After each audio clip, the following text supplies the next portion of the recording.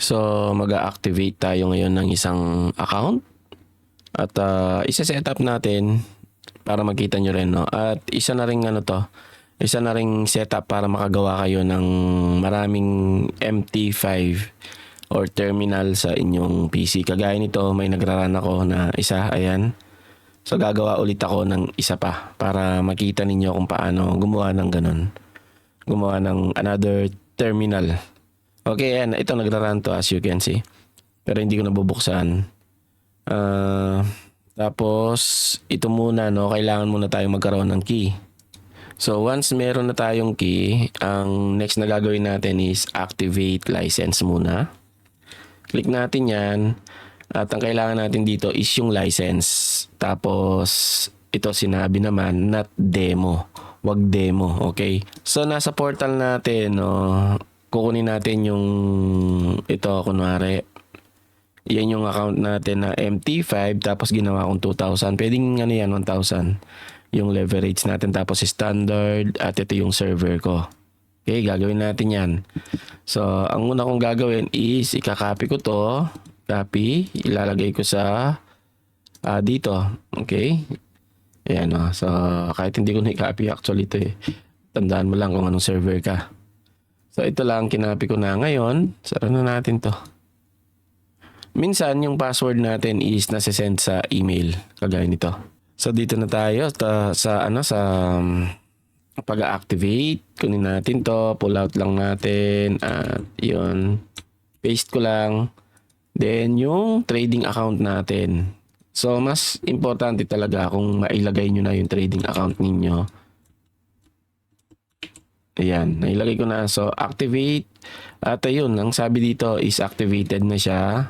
Kaka-activate lang natin. Maglalagin ngayon tayo using our key. Ayan, login. At once na nakalagin na tayo, ayan. Pagka may changes kayong ginawa dito, like nag-add kayo ng account to or demo, every changes na ginagawa nyo, kailangan ninyong dina-download. I-download tong license file natin. Okay? Para sa mga newbies na which hindi naman talaga kami dapat tumatanggap ng newbies, no. Binawalan ko na rin yung admin pero may mga nakakalusot pa rin. Basahin nyo to, download PDF. Pagka kinlik nyo yan, mababasa nyo yan yung paano yung pag-setup. Lahat ng gagawin natin dito, nandyan na.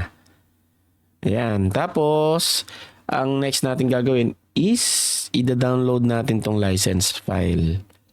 So, download muna tong license file, itong PDF para mabasa ninyo.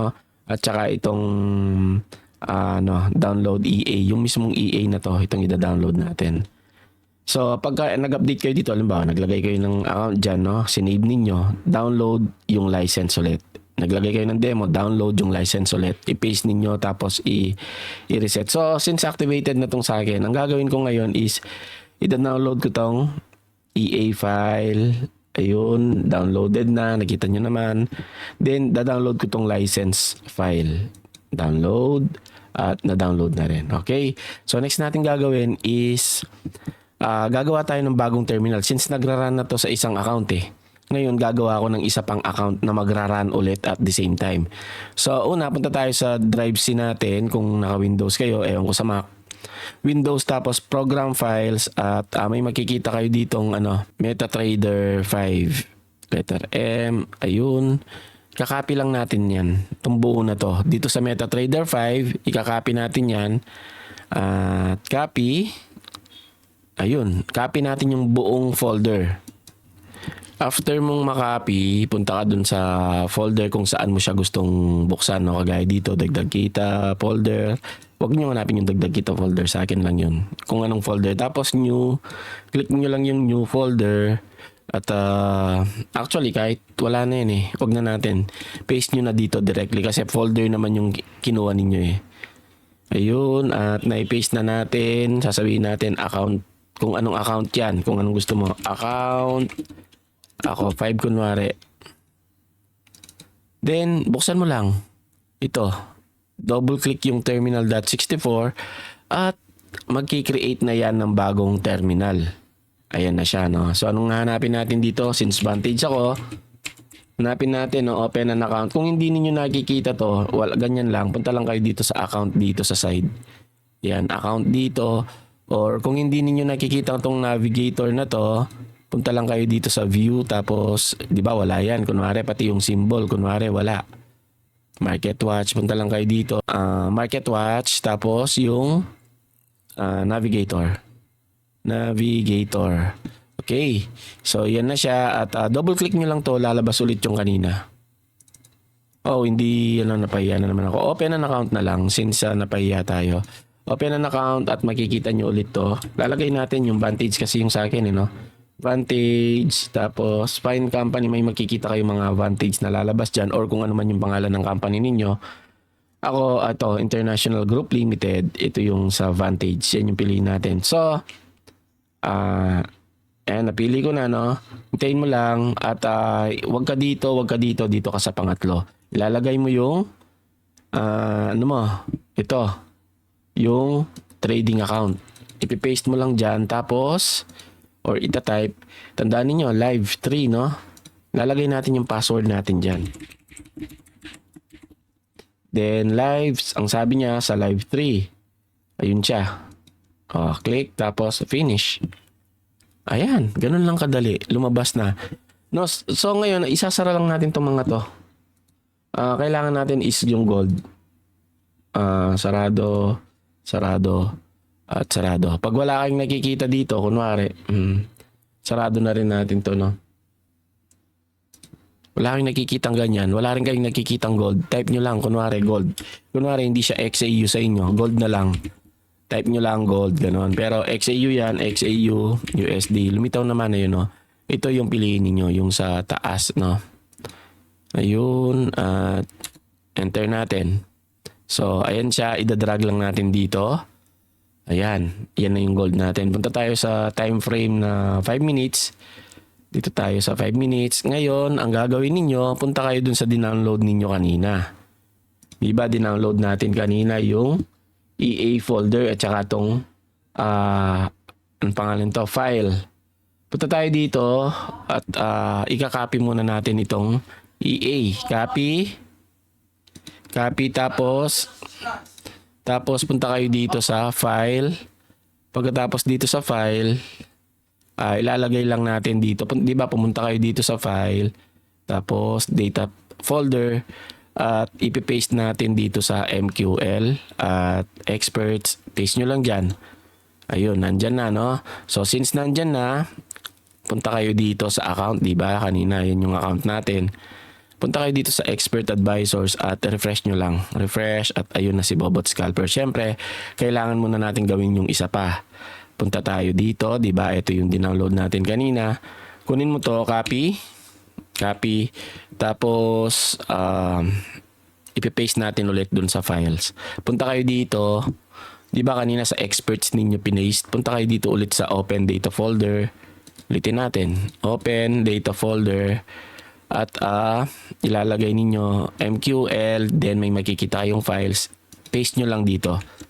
Paste, ayun, i-paste na natin. Ngayon, remember, may kita tayo, di ba? Copy nyo lang yan. Tapos, punta tayo dito sa sa bot. Ang gagawin ninyo sa bot ay right click, attach to chart, or pwede ninyong i-drag. Attach na lang at may lalabas na ganito. Click nyo lang tong allow modification signal settings para ma-modify niya yung trailing setup. Tapos allow algo trading, then yung input. Punta kayo sa input, i-paste ninyo, double click i-paste ninyo ito, yung yung key ninyo kanina. Ayan, yung setup natin. Pwede ninyong i-off yung sell kung nakikita ninyong pataas yung market. Double click lang. Off. At yung setup natin dito, pwede ninyong palitan. 75 to 300, over 300. Pwedeng palitan yan.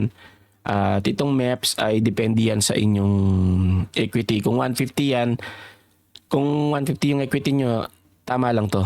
Pero kung halimbawa, 90 lang yung equity ninyo, hindi yan gagana kasi naka 100 to. Kailangan ninyong palitan to, pero I suggest ganyan lang.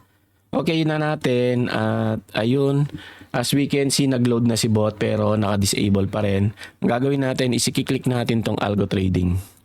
Algo trading at ayun, nagra-run na si bot kay account na ito. So nagra-run na siya, makikita ninyo dito sa experts. Ayan, automated trading is enabled. At nandyan na lahat. Okay? So, ganun lang kasimple, ganun lang kabilis. Wala nang masyadong ano pa, cheche breche. Yun lang. Basta tandaan ninyo, ipipaste dito sa open folder data. Ngayon, dalawa na yung nagraran ko. Ito nagraran at ito nagraran. So, dalawang terminal yung nagraran ngayon. So, gusto ko pa ng bagong terminal kunwari. Punta lang ulit ako sa sa Drive C. Dito at ikakopy ko ulit yung ano na yon, yung folder na yon, yung MetaTrader 5, tapos ipipaste ko somewhere at iraran yung terminal 64. Nagraran na tayo nun. So, ayan, nagraran na yung ano natin. Ang sabi niya dito, ito yung unang sign. Algo trading is on. Tapos yung bobot natin dito is on. At ayan, nakasulat din dito. Tapos executing. Yan. Pati dito sa ating experts. So, warning. Ang sabi niya dito, no? Warning, equity 100, equity maxis lot trades, no new trades allowed, sabi niya. So, yung reason natin bakit no new trades allowed is na-detect niya na yung balance natin is 0. Wala pa tayong nailalagay dito. Pagka naglagay na tayo, dun siya mag-i-start na mag-trade, no? Okay, so yun lang mga tol. Mabilisan lang to, mahina lang din yung boses ko kasi kakagising at nilalagnat pa tayo. Okay, thank you and God bless mga tol.